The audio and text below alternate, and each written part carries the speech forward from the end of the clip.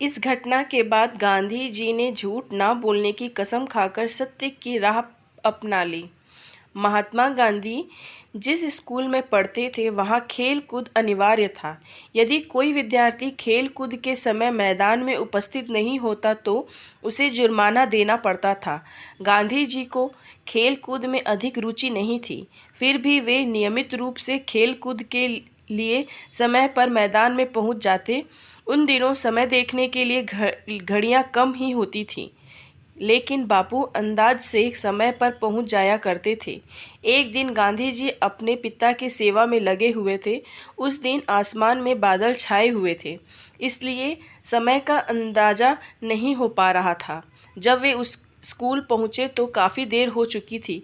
खेल कूद का समय निकल गया था। गांधी जी ने देखा कि मैदान खाली है तो वे अपनी कक्षा में लौट आए।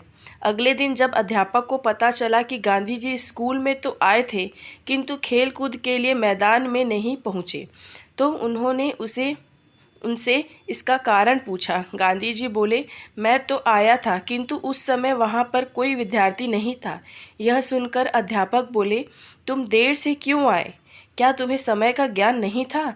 गांधी जी बोले, मेरे पास घड़ी नहीं थी और कल आसमान में बादल होने की वजह से सही समय का अंदाज़ा नहीं लग सका, इसलिए मुझे देर हो गया।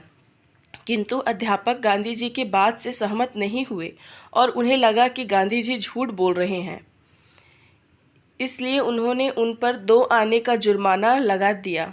गांधी जी को जुर्माने की बात सुनकर रोना आ गया कि अध्यापक ने उन्हें झूठा समझकर जुर्माना लगाया है।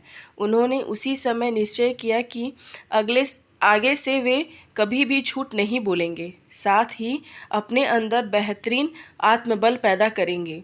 उन्होंने अपना यह प्रण आजीवन निभाया और सत्य के साथ साथ अहिंसा का भी प्रण वे अंत तक निभाते रहे।